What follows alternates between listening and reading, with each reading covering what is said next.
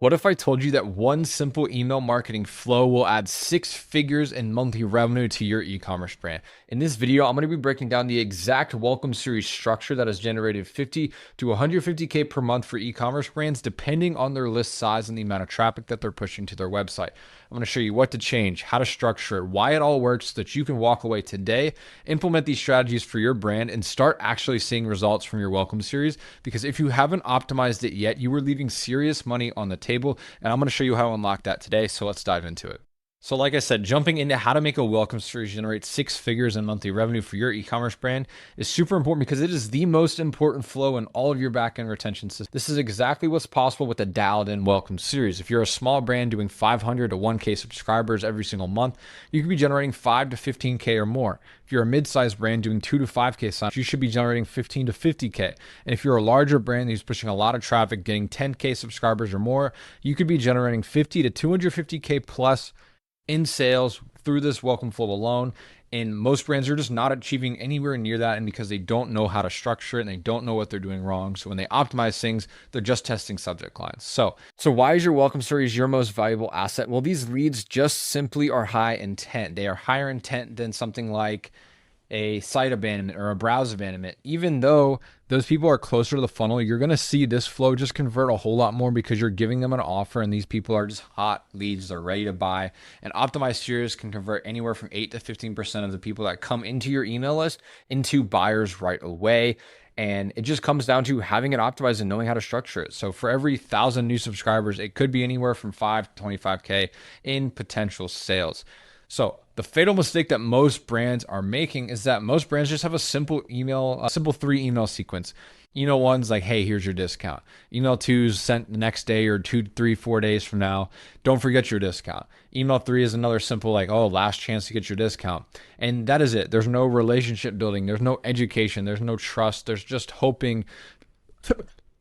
They're just hoping that people buy instantaneously, and that doesn't always happen. Of course, you want to put a direct offer out there in the front and be really aggressive with that, and I'll talk about that a little bit later in this video and show you exactly how I would structure the 8, 7, 8, 9 email sequence. But there is just not enough brands out there that I'm auditing have anything more than here's your discount, don't forget your discount. And that's just not what most leads need if they haven't already bought from that first email. So not all brands should also approach email marketing in the same way. For example, a supplement brand with a lower AOV with a high purchase frequency where customers naturally repurchase, they can invest in acquisition. They can focus on getting, maybe closer to a break even or barely profitable on that first purchase, push really, really aggressive in the beginning, and then just focus on the post-purchase side of things to get them on an LTV play as far as subscription. But if you're a furniture brand, your low purchase frequency, your high AOV, your customers are unlikely to repurchase. You can't afford to be giving away margin. You can't be copying someone else's strategy because it doesn't work for the economics of your business. You need to think about it from a brand archetype standpoint. You need to determine what kind of brand you are, what is the economics of your brand and your business model, and then you can come up with your strategy. So high AOV, low frequency, low AOV, high frequency, mid AOV, mid frequency. This determines the strategy that you push, the offers that you can run. This is just simple basics of business when it comes to e-commerce that most brands just completely ignore, and they just throw up a random 10% off, but they're not looking at their profits. They're not looking at the margins. They're not looking at what they can do as far as the margins of an offer. If they can do a buy one, get one, if they can do a buy two, get one, if they can do a buy two, get two, they're not focused on lowering their costs so they can do those kind of things. And it just comes out to a very templated, plain, generic messaging style in their emails. So if you're a high AOV brand, your archetype one, you need to protect your margins at all costs. So they're unlikely to repurchase a hero product. You might have just a hero product. They also have a longer consideration period, and high margin transaction means like low lifetime transaction count. So you can't give a massive discount. So when it comes to this, no significant discounts. Use non-discount incentives, giveaways, free shipping thresholds. Focus on education when it comes to overcoming objectives in your welcome flow. And you're going to need a longer series, maybe a 7 to 10 email series, because you're going to have to educate your readers to get them over that initial hump of why they're not buying. Yes, can some giveaways work? Of course, but you have to know your margins, and you can't just throw up a 10% off because everybody else does it. You need to know your numbers because there might be a better strategy out there for you. So when it comes to that, enter to win a $1,000 product package instead of a 15% off, or, they can do one order every month gets refund or something like that. If you're archetype 2, you're a low AOV, you can invest in acquisition to build lifetime value. So if you're a $30 to $80 AOV, customers naturally repeat buy, you have a shorter consideration cycle, lower margin per transaction, but high lifetime value. When it comes to this, you can invest in bigger discounts to be profitable because you're going to have a third, fourth, fifth order on a percentage of the sales that come in. So you can get that first order quickly. You can be super aggressive. You can use a lot of direct response. You can just get them into your door because you know you have a good product. When they use your product, they consume it, they repeat buy. Emphasis on auto ship heavily and subscriptions after they make that initial purchase. And this can be a medium length 5 to 7 to 8 emails. You can still go longer if you need to as well, but you can get away with a 20% off your first order or a subscribe and save 25% off. I wouldn't necessarily push subscribe and save on that first order of non-buyers. So what you can do is have a pop-up for people who have purchased before, pushing the subscribe and save, and then you can do a 20% off your first order, or you can do a buy two, get one free, buy two, get two free, free gift with purchase, or you can just do a simple like 5% off, 10% off your starter bundle and just have it set as that percentage off anyway. And then when they come, they're going to see the value stacks that you have where it's like, you know, Athletic Greens does a great job of this. You get the packets, but then you also get a cup, you get a hat, you get a scooper, you get a shaker. All these things are just increasing the perceived value of your product and the bundle that they're going to buy. Archetype 3, mid AOV, balance acquisition and profitability. The strategic discounts here as guardrails, but you can use tiered offers or minimum purchase thresholds to make sure that you're not giving away too much depending on your numbers. Again, if you know your numbers and you know you can give 20% off, 30% off, go ahead and do that. But you need to focus on knowing those numbers and then going into brand building, brand identity. You can sell them a 5 to 7 to 10 email series. The welcome series length doesn't necessarily depend on your brand archetype. You're typically going to be within that 5 to 10 range, but higher AOVs, longer consideration cycles, you're going to need more. For this one, 20% off orders over 100, free gift with orders over 150, or even just a simple percentage or dollar amount off. Just play the game of large numbers there, whereas if it's 5% off versus $15 off, $15 sounds better. Just a matter of how much margin you're able to give and what your economics are looking like as far as your COGS, your break-even ROAS, and how many people you actually need to convert to be front-end profitable, if that is your goal. Now that you know your archetypes and you know which one of those three, we can kind of go into the 3-card system on how to structure the welcome series. So card number 1 is the incentive card. Emails 1 and 2, day 0 or day 1, sometimes even both in day 0. We're here to convert the warm traffic immediately. Get out in front of them, be direct, get the conversion through the door. Card 2 is the education card. We're mixing in content, trust building, overcoming objections, nurture, as well as throwing in offers. Card number 3 is the conversion card. Email 6, 7, 8, 9, 10. Days 7 through 10, sometimes sooner, day 3 through 5, depending on how urgent or direct you need to be and depending on how much you can get away with your brand. It's the final push. It's the scarcity. It's the last chance. So card number 1, email 1 is immediate value delivery. So give them what they came for. You promised a discount, reduce the friction, make it frictionless, and just get a clear hero section with the CTA that's above the fold. Present the offer, give them the code up front in the hero section so they can see it. Maybe some brief social proof for where you've been featured, and you can test a bestseller section here. We found that sometimes bestseller sections don't always work. Test a design-based one versus no bestsellers, and then you can test a no bestsellers versus a Klaviyo or dynamic bestsellers block.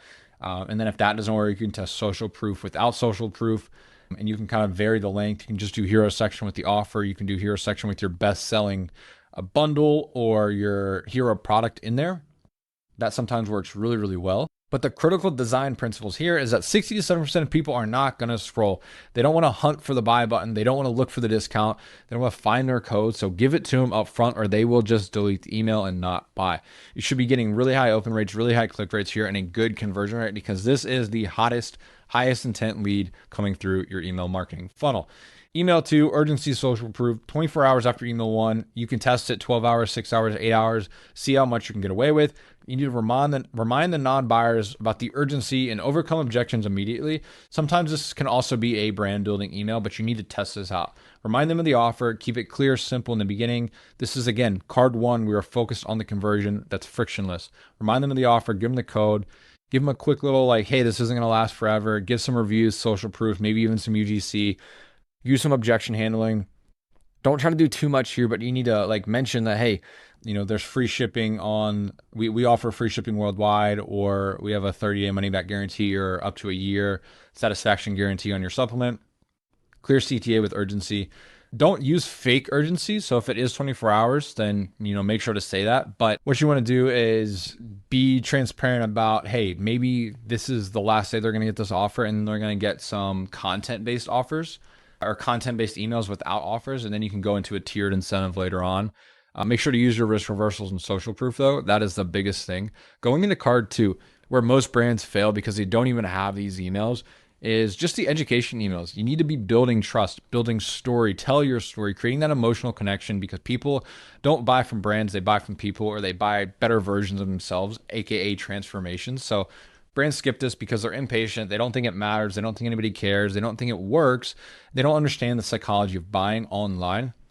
But the opportunity persists here is that educating your customers who have not bought from emails 1 and 2, sometimes email 3, is the most important part. Why are they still on your email list? Why are they still opening emails? Because they want to buy from you. They just don't know why they don't want to buy from you yet. They need to see, hey, is this going to work for me? Is this even true? Have they done third-party testing? So you need to be building brand affinity. You need to be overcoming objections. You need to be creating customers, sorry, it's a little cut off there. Create customers who buy repeatedly, not just because of a discount, as I think that's what that says there. But so essentially, you were just pushing people to understand why they should buy from you versus the Amazon competitors that they see that are maybe cheaper or maybe can get here delivered faster. You need to be fighting those objections.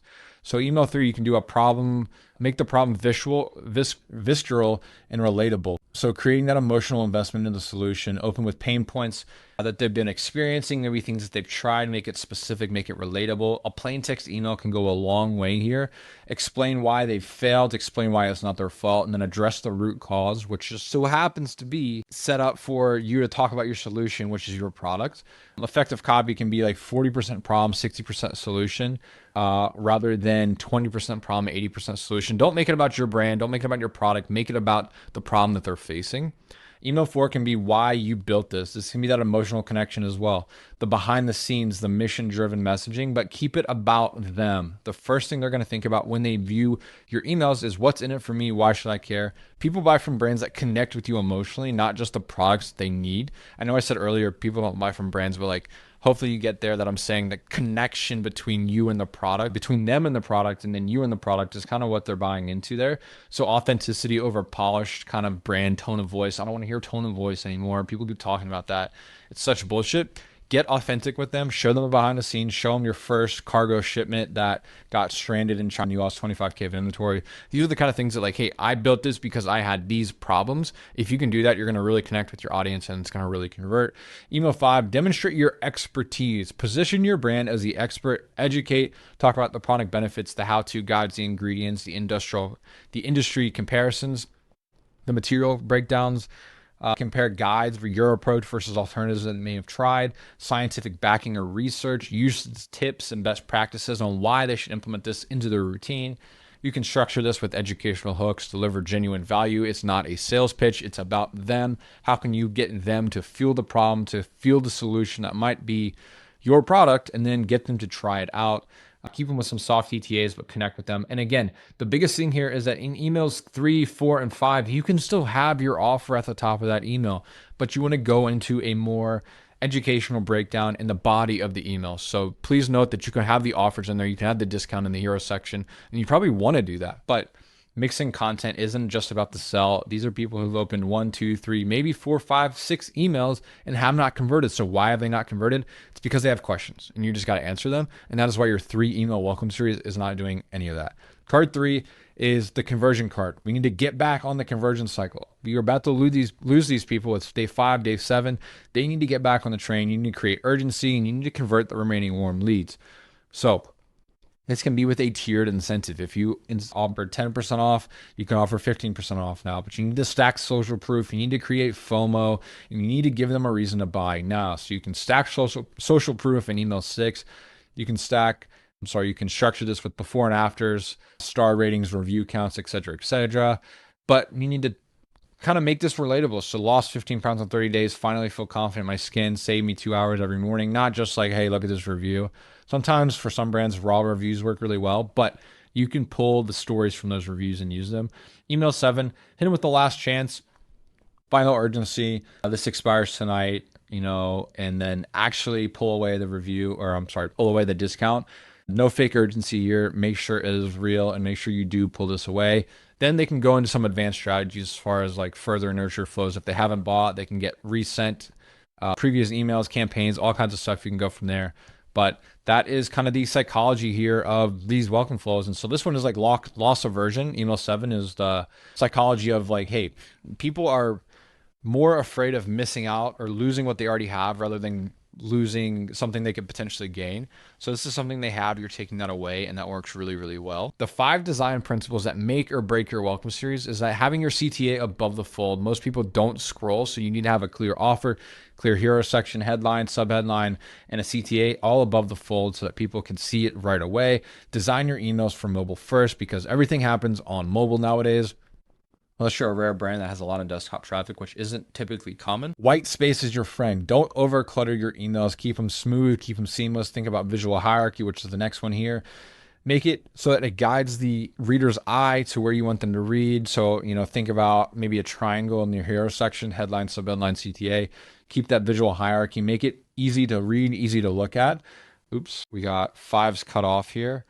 But that's okay. Sorry, I just checked the slides. It is fast load times. You do not want to have people waiting for an email to load. They're going to click off within half a second. So if it doesn't load fast, you're basically cooked. Make sure all of your images are under 200 megabytes so that you can actually get fast load times so that Google doesn't have to do a hard pull and show the images. This is super, super important. Sorry about that being cut off. So the next thing here that we have is advanced strategies when you have that set up already. So once you start seeing some traction, you can do some different things like segmenting for higher conversions, such as breaking down purchasers versus non-buyers. You can do people who've clicked and then not purchased, and you can put them in an extended nurture flow. You can do non-openers who get re-engagement campaigns. You can segment by interest. What product category did they browse? What price point did they browse? What content did they engage with? Or one of the other things that you can do is actually push them based on the zero-party data that you've collected on your pop-up form. You can say, hey, what am I browsing for? Hoodies, t-shirts, pants, and then show them that kind of content. The power of segmentation, I know it doesn't say it here, but it's personalized emails just generate 3 to 6 times more conversions than non-personalized emails. And we're not talking about first name in your emails or, hey, first name. That stuff just is old. It doesn't necessarily change anything. Personalization just means the content that we're showing. We are coming into an era where soon, in a year or two, Shopify is going to have a separate customer journey for everybody who views your website. You're going to be able to show them exactly what you want to show them, exactly what they should be seeing, and it's all going to be AI based. That's what I mean by personalization, not first name in the subject line and then the headline. Then you have to use the Klaviyo templates, and it just doesn't look great. So what should you be doing after you build this out? You should be continuously optimizing. This isn't a set it and forget it. You should be identifying the weakest email every 30 days. Hypothesize, why is this not working? Why is it underperforming?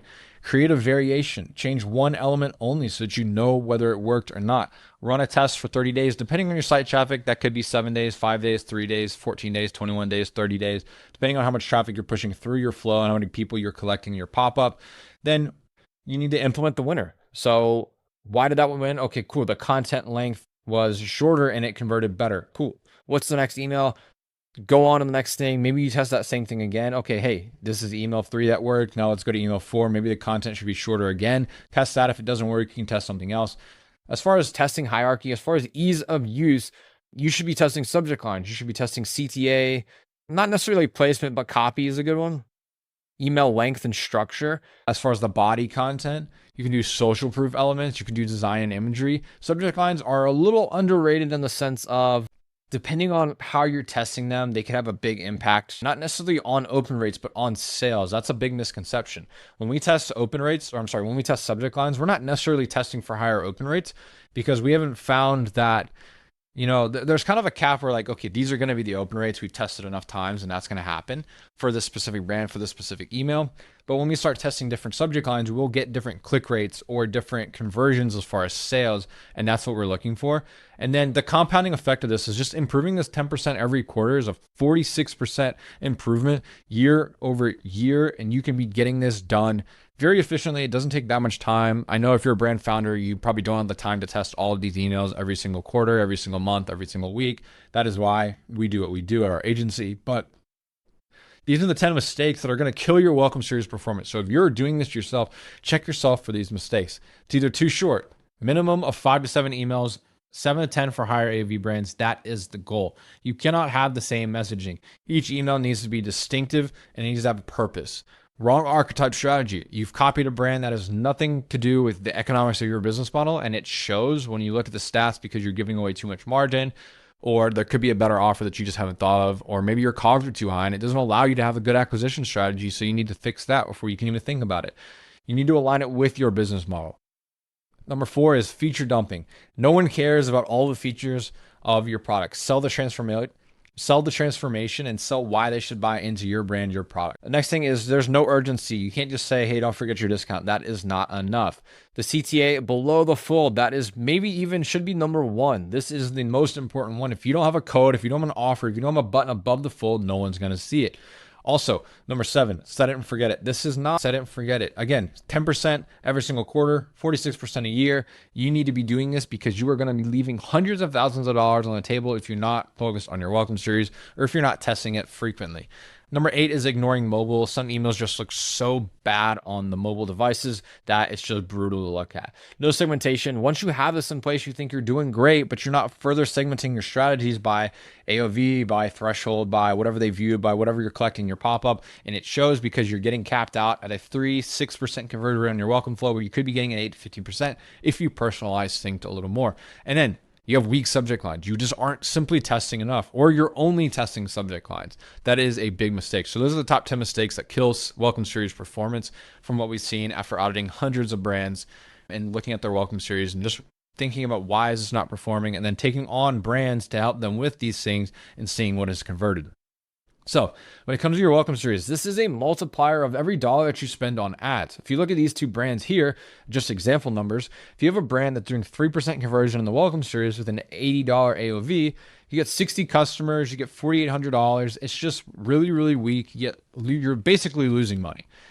And that's just rough numbers, right? These are just examples of, like, obviously you're going to be getting sales that aren't coming from the welcome series, but if you have a strong welcome series, you're converting 10% and you have a boosted AOV because you're pushing the proper things, you're pushing better bundles, you've come up with an offer that's even better, you're getting 200 customers, $24,000, you're actually making some profit, same traffic, same ad spend, 5 times the revenue difference. This is some examples that you can see when it comes to the multiplier of your acquisition strategy as far as having a good pop-up offer and a good welcome series that actually converts. So while your competitors are doing 2 to 3 generic emails, and they're just barely having a discount code, or they don't even have a discount code, or you can't find it, or you can't see it, or they're doing no education, or they've set it and forget it 9 months ago, they paid a Fiverr freelancer to just whip up some really, really ugly templates where you can go and have a 5 to 10 email strategic flow sequence based on your brand archetype that's aligned with your strategy and your business model, that's educating, that's giving storytelling, that's building trust, that continuously is optimized. You're going to get converting to 10% of your subscribers. And this is your competitive advantage. When your COGS are already low, when your acquisition strategy is getting dialed in, you are going to have a competitive advantage over the people that are just running ads and not thinking about the backend strategy. So your 6-step action plan, if you are going to go do this yourself, identify your brand archetype, align with your pop-up strategy that makes sure it matches up with your COGS and your business model and your profit margins. Build the 3-card system: incentivize, educate, and convert. Remember, you can also have the direct offer and the code in those couple emails on the educate side. Just make sure that you're doing it tastefully and that you're actually educating your subscribers. Next is the design for conversion. Make sure your designs are proper. CTA above the fold, offer above the fold, direct headline and offer code above the fold. Mobile first, use your white space. Don't overclutter the emails. Don't try to do too much. Launch and measure. Track your revenue and your conversion rate and see where the weakest links are, and then continuously optimize for every 30-day cycle and test the hierarchy that I showed you earlier in this video.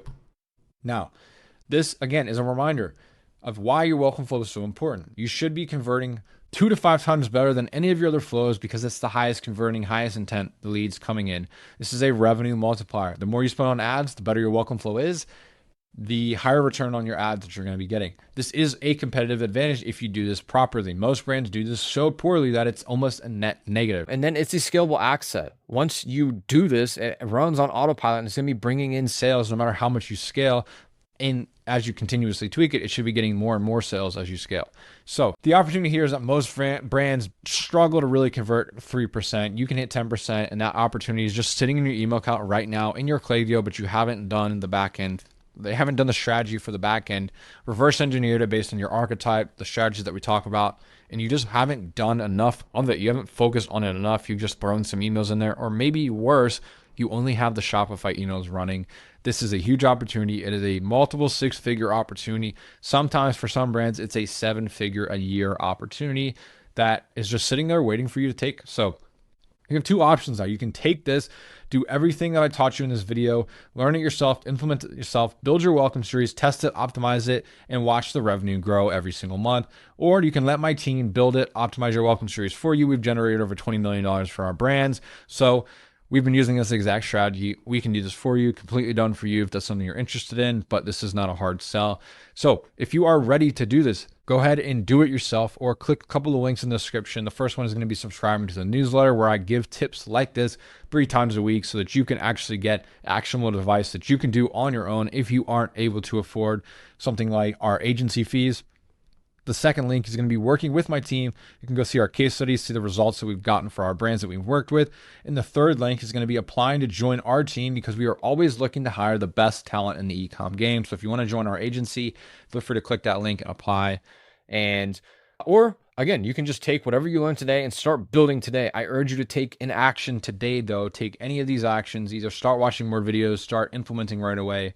Either way, this opportunity is real. That revenue is sitting there in your account. So make sure that you are acting.